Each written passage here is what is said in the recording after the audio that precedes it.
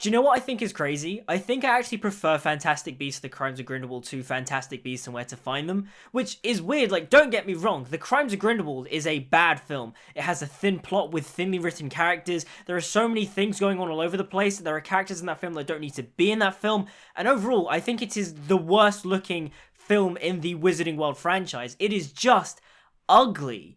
But after watching the Fantastic Beasts films, both of them back to back, I actually found myself enjoying The Crimes of Grindelwald more than I did Fantastic Beasts and Where to Find Them. Now, I have already reviewed the first one. Bear in mind, that was one of my older videos, so if you do want to watch it, be warned, the sound quality is not that great, and I look very, very different to how I do nowadays. But still, everything I said in that first review for Fantastic Beasts and Where to Find Them, I still stand by. But to quickly summarize, I think Fantastic Beasts and Where to Find Them is just okay. The first half is really boring, and there really isn't much going on, but the second half is much more enjoyable and engaging. Like the section of the film where it's Newt, Jacob, Tina, and Queenie going out chasing after the beast, and then the obscure subplot really ramps up. That's when the film is much more enjoyable. The first half is really slow and sluggish and boring. And yeah, that's what I think of the first one. The Crimes of Grindelwald, on the other hand, actually has the opposite problem to the first one, where there are so many things going on that actually aren't of any real consequence that by the time the film ends, you kind of go, oh, nothing really happened. I mean, by the end of The Crimes of Grindelwald, the only thing of real importance is that Credence and Queenie have now joined Grindelwald, Newt has now decided to actively fight against Grindelwald, and Dumbledore now needs to destroy the Blood Pact. So, getting on to the characters, we're going to start off with Eddie Redmayne's Newt Scamander. And whilst I love Eddie Redmayne in the role, the way J.K. Rowling writes Newt's character in this film makes him a much less likeable character, I'd say. The fact that he only went to Paris, not to help Credence, but instead to find Tina, just makes him really unlikable. And as a whole, it very much felt like J.K. Rowling had read the idea of the hero's journey, got to the point where the hero has to refuse the call, and then just kind of got carried away with it. Like, he refuses the Ministry, he refuses his brother Theseus, and he refuses Dumbledore. But as soon as he finds out Tina's in Paris, oh no, he's gonna drop everything and go running after Tina. Like, I don't know. I don't like it. It doesn't correlate to the kind-hearted Newt Scamander we saw in the first film. I'm here to help you, Queens. Because I'm not here to hurt you. And it's not to say that the film doesn't do a lot of good things with Newt Scamander. I mean, again, Eddie Redmayne is still fantastic in the role. You want an end to the ban on you travelling internationally. Why? Because I like to travel internationally. And I love the moment too where they find that Leta Lestrange accidentally let the baby Corvus drown, and then Newt immediately starts to sympathise with her, telling her that it wasn't her fault. It's a really cute and sweet moment, and I adore the way Leta responds to that. Newt.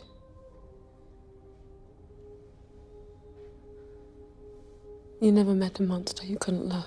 It's just that overall the film treats Newt Scamander like he is the main character of the film, but the way it plays in motion, it doesn't really feel like that. Even though he goes through a character arc, he isn't necessarily the main character of the film. He very much feels like he's just being dragged along in a side quest that he isn't really involved in. I also kind of find it weird how the film also glosses over the fact that he's published the Fantastic Beasts and Where to Find Them textbook. Like, that is crazy to me. Like, imagine a nice character moment where Newt is in Flourish and Blots. Again, that gives the film an excuse to visit Diagon Alley, which, you know, we haven't seen in a while, which, you know, is very much what Warner Brothers and the people making this film want to. They want to play in the nostalgia of Harry Potter. So if you open the film with Newt in Flourish and Blots, and then being escorted to the Ministry, you could then get your tokenistic nostalgia moment. But anyway, I digress.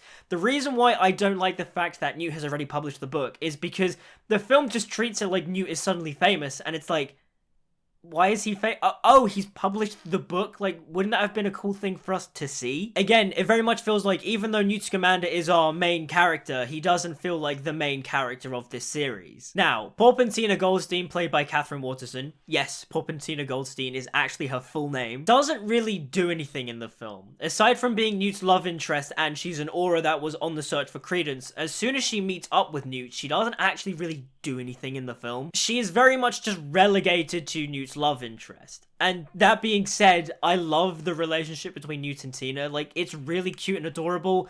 The salamander eyes moment is genuinely a heartwarming and adorable moment. It's really cool, and I love it because it shows that she read the Fantastic Beasts book, and so when Newt is talking about the fire and water that is, you know, in her eyes, she's like, oh, he's saying I'm like a sal. It's a really great moment. Salamanders. Now, getting on to Jude Law as Dumbledore, If you've watched a couple of my other Fantastic Beasts Harry Potter videos, you know that I think Jude Law is the best Dumbledore. I think he is just fantastic in the role. He is just so spot on to the book counterpart. He has the warm presence, the warm, comforting smile. He's kind, he's generous, he's witty. He's so charismatically calm, and he just has a commanding and authoritative presence. He is genuinely the perfect Dumbledore. My only real complaint with Jude Law's Dumbledore, aside from the fact that he isn't in the film that much, is the way he dresses. Why is this openly proud wizard dressed in a three-piece suit? It doesn't make any sense to me. Like, make it make sense. But aside from that, Jude Law is fantastic as Dumbledore. He is the best Dumbledore. He's perfect. I also love this moment in the film too, where Jude Law's Dumbledore is talking to Newt and realizes that Newt isn't going to go to Paris to help Credence, and so he immediately just changes tactic and starts sweet talking and flattering Newt, because he realizes that telling Newt the severity of the situation isn't getting him anywhere, so he decides to start appealing to Newt as a person. And I love that change because it feels so very much like the way Book Dumbledore would treat Harry. And not only that, I love the moment too because you can tell Dumbledore is being sincere when he says it. But the true motivation as to why he is saying it isn't because he wants to compliment Newt. He's doing it because he wants to get Newt to do what he wants him to do. Dan Fogler is still also fantastic as Jacob Kowalski. I mean, Jacob in many ways is the best part of the Fantastic Beasts films. His presence on screen, the way he plays the character, he is so fun and enjoyable. I mean, one of my favorite moments in the film is when he and Newt are wandering around Paris. This is the moment where Queenie is like freaking out in the street and she's like hearing Jacob's voice. It's the bit where Jacob is running around with Newt being like, come on, we're in Paris, let's go get some chocolat chaud, pain au chocolat, croissant. He's just naming off French stuff, and it's hilarious. At least stop for coffee or like Now, Jacob. chocolate chaud or pain au chocolat, half a croissant. And speaking of Queenie, Alison Sudol as Queen Stuffer Goldstein, yes, that is her actual name, is still really good in the role. I just find the writing for the character in this film to just be a massive leap from the character we saw in the first film. Her goal in wanting to be with Jacob and marry Jacob doesn't make any sense because obviously in the first one they established that American wizards have a weird relationship with muggles and they're not allowed to marry and all that. And so she puts Jacob under a love potion and then Newt finds out and then removes the potion enchantment thing. And then all of a sudden Jacob and Queenie get into an argument and Jacob's like, you're crazy. And throughout the rest of the film, Queenie is just crazy and just the whole thing doesn't make any sense, especially by the end of the film when she joins Grindelwald, which, again, makes no sense. Why are you joining the muggle-hating dark wizard? Like, he's clearly lying in his speech when he's saying, I don't hate the muggles, I see them as lesser. Why would you want to side with that guy? That doesn't make any sense. But also the thing that just bugs me about that is how at the beginning of the film, Queenie tells Jacob, the people in Britain, the muggle wizarding community in Britain is so much more progressive. And so I'm kind of there just like, you both love each other, so why don't you just move to England for a bit? Like, it doesn't make any sense. It's silly, and I understand the route J.K. Rowling probably wanted to take Queenie down of, she's so desperate to be with Jacob, she's so in love with Jacob and she will do anything, but just the way it's written, it doesn't work, and again, it doesn't make sense. Now, Zoe Kravitz as Leta Lestrange is good in the role and is fine. I just find the character to be underdeveloped. Aside from her cameo in the first Fantastic Beasts film, this was her first film, and so her dying by the end of it just doesn't really make any sense. Like, yes, you understand her relationship to Newt. Newt had a crush on her when he was young, and now she is marrying Newt's brother Theseus. Newt and Leta still have a friendship, although it's very clearly that Newt still loves her, and you think that maybe she loves him too, because again, by the end when she dies, she looks at Newt and Theseus and says, I love you, and the whole thing is, which one did she say it to? Which brother? And I think she could have been an interesting character, it's just that she dies in this film, and so to supplement the fact that she dies in this film, J.K. Rowling writes in all these flashback sequences that are kind of superfluous, and it's like, I don't care. And then other side characters like Theseus Scamander, Callum Turner does a good job. I like him. Ezra Miller's Credence is fine. Like, the whole movie is like Credence trying to find out who he really is. And whilst that could be an interesting idea, it's not really that interesting. He's fine. Claudia Kim as Nagini is fine, but my main question is, why the hell is she in this film? And yeah, the cast of this film is good. Everyone does a good job in the film. It's just that the film story isn't that great. Now, getting on to Johnny Depp as Grindelwald, I really like Johnny Depp as Grindelwald in this film, but to me, he doesn't really have a big standout moment until you get to the rally scene. Every scene, aside from the rally scene, is just him walking around with his goofy look, his bleach blonde mohawk with the weird eye and the bleach blonde moustache, and he's super pale, and he's got those weird sort of like leather boots that are like going up to his knees. Like, the overall look for Grindelwald doesn't make sense, he looks weird, and whilst I like Depp's performance in the film, I just don't gel with the look. I don't like it. In fact, his look at the beginning of the film where his bleach blonde hair is grown out and he's got the beard looks so much more appealing and a better fit for the character than his actual character design for the rest of the film. Now, getting onto the rally scene is his best scene in the film because this is just Johnny Depp in his element. You see Grindelwald delivering this grand, fantastic speech to the people, and it's great when he's all like, magic blooms only in rare souls. It's really good. He's in his element. He is being charismatic and charming. And I adore the moment where the rally has been broken up and there's fire all over the place and he's now killing all the auras, and then he turns to Newt and Theseus and he's like, Mr. Scamander, Do you think Dumbledore will mourn for you? I genuinely love that bit. It is genuinely a wonderful moment. It is so theatrical and villainous. There is a charm and charisma to Grindelwald in that moment. It's great. And now, the moment where Grindelwald tells Credence that he is Aurelius Dumbledore, at the time, this was 2018, I was in the cinema, I immediately went to myself, he's lying. He's doing this to turn Credence against Dumbledore because Grindelwald can't move against Dumbledore because of the Blood Pact. And so he is now using Credence as a means to kill Dumbledore because he is an Obscurus, he's incredibly powerful. And so I went to myself, he's lying. And one of the reasons why I thought he was lying was when Credence took the wand and, shot the spell out the window and blew up the side of the mountain, I immediately thought to myself, oh, this is like the scene in Philosopher's Stone where Harry, tried all those wands and they ended up blowing up stuff. Their wand is not suited for Credence. The wand chooses the wizard. I have a gift for you, my boy.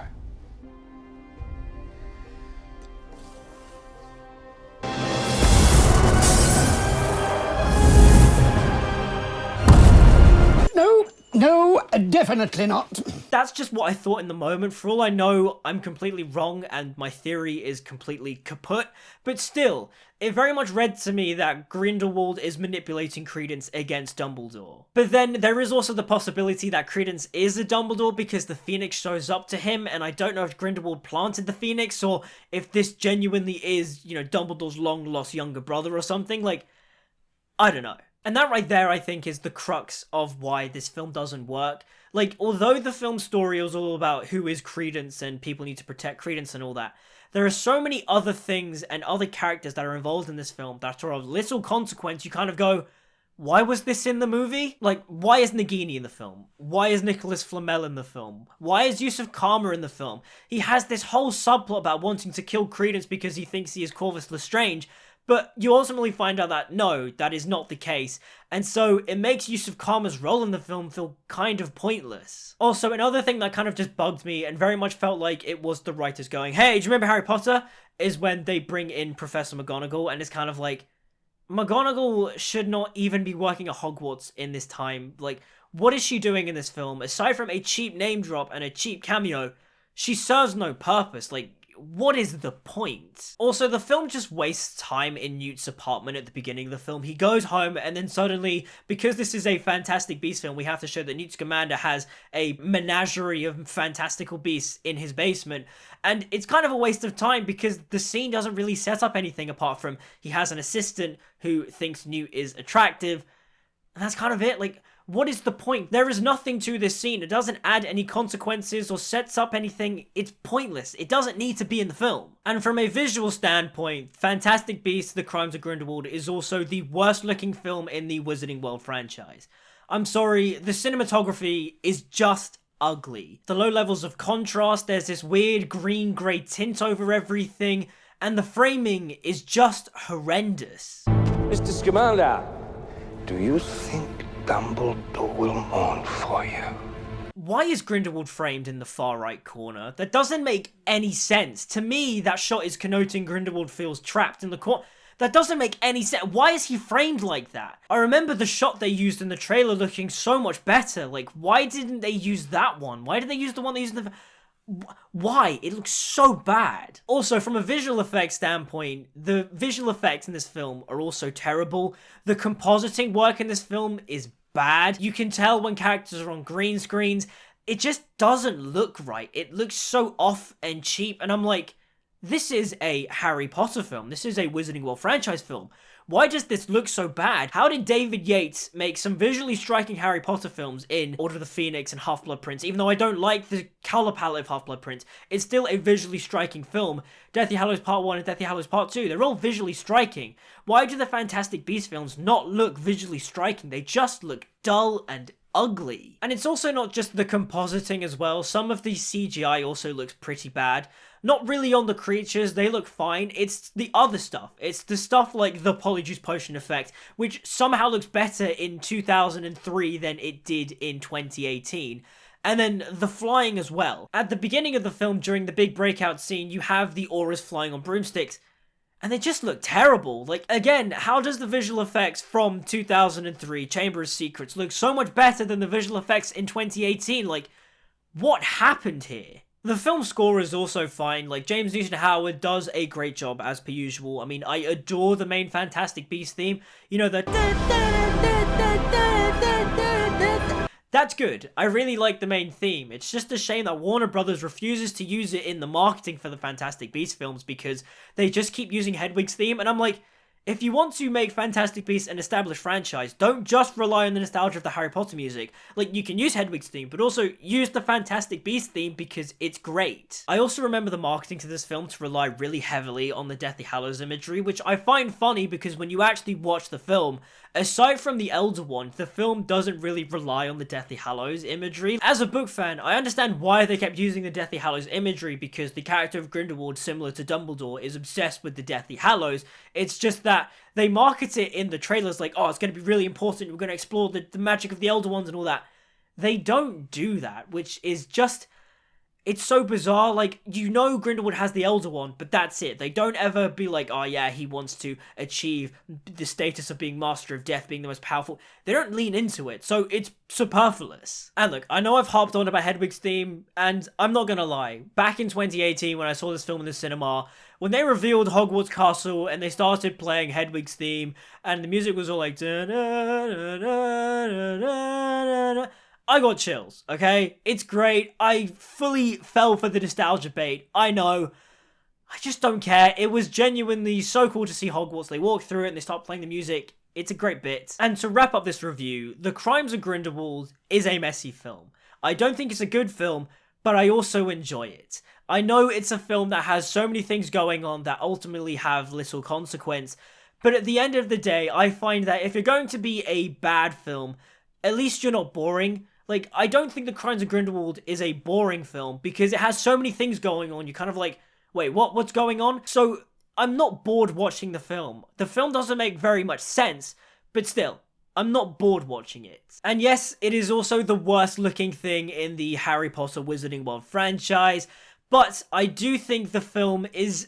I wouldn't say saved, but is very much carried by the performances of the actors, the characterization of certain characters, particularly Jacob Kowalski and Jude Law as Dumbledore. So it's weird. I'm at this stage with the Fantastic Beasts franchise where I like half of the first film, and I don't like the story of the Crimes of Grindelwald, but overall I enjoyed it. And the film ended, and I very much was like, that's not a good movie. But I can't wait to see the next one. So I'm in this weird equilibrium with the Fantastic Beasts franchise where I am interested, but I'm also not interested at the same time. Like, I don't love it as much as Harry Potter, but I'm excited because it ties into the wizarding world of Harry Potter. But those are my thoughts on Fantastic Beasts: The Crimes of Grindelwald. What did you guys think? Do you guys like this film? Do you hate this film? Do you love this film? Let me know in the comments down below. Like, subscribe, follow me on social media, all that good stuff. It's all down in the description. And until we meet again, I'll see you guys next time.